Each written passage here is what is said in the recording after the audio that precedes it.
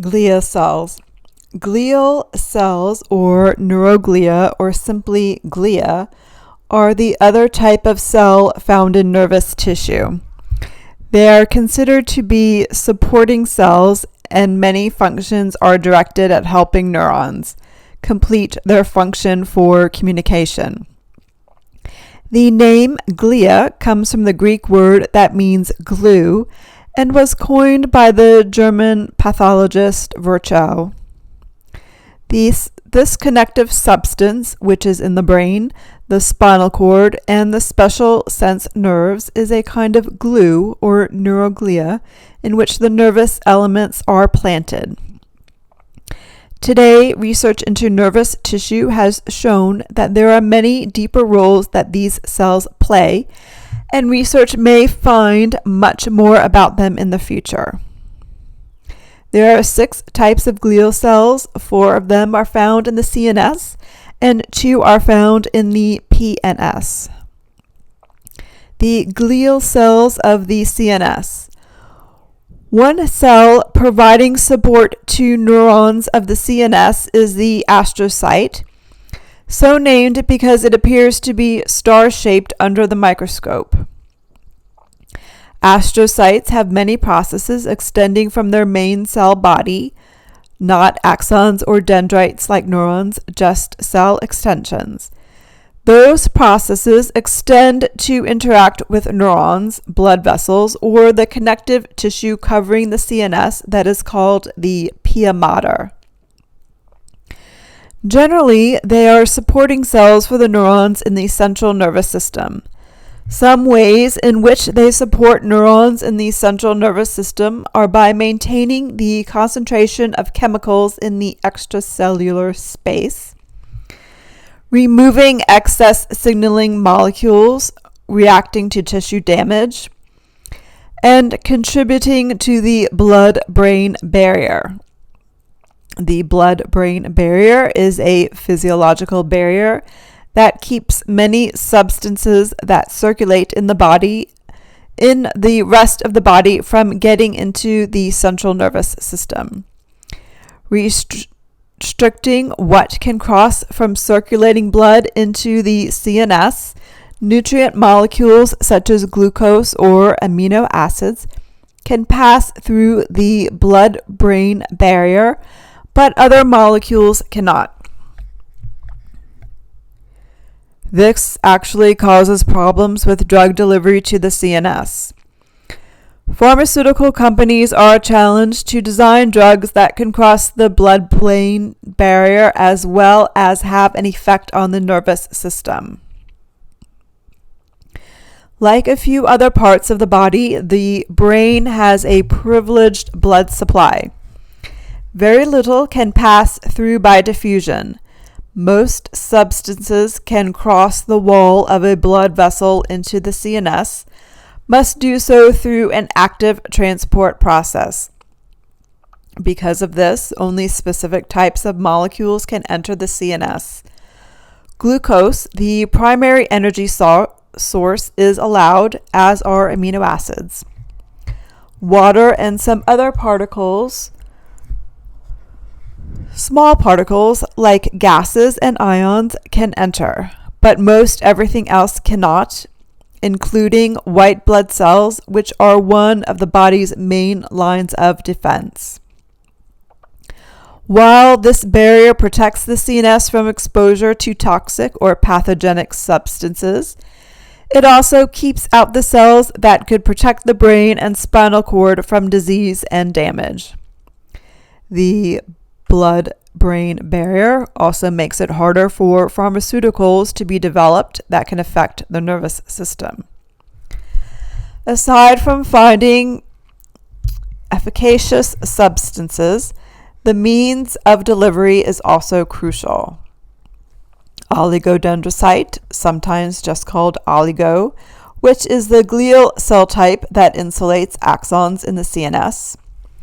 The name means cell of a few branches. There are a few processes that extend from the cell body. Each one reaches out and surrounds an axon to insulate it in myelin. Microglia are, as the name implies, smaller than most of the other glial cells. Ongoing research into these cells, although not entirely conclusive, suggests that they may originate as white blood cells called macrophages that become part of the CNS during early development. While their origin is not conclusively determined, their function is related to what macrophages do in the rest of the body. When macrophages enter diseased or damaged cells in the rest of the body, they ingest and digest those cells or the pathogens that cause disease. Microglia are the cells in the CNS that can do this in normal, healthy tissue, and they are therefore also referred to as CNS resident macrophages. The ependymal cell is a glial cell that filters blood to make cerebral spinal fluid, or CSF, the fluid that circulates through the CNS. Because of the privileged blood supply inherent in the blood-brain barrier, the extracellular space in nervous tissue does not easily exchange components with the blood. Ependymal cells line each ventricle, one of 4 central cavities that are remnants of the hollow center of the neural tube formed during the embryonic development of the brain.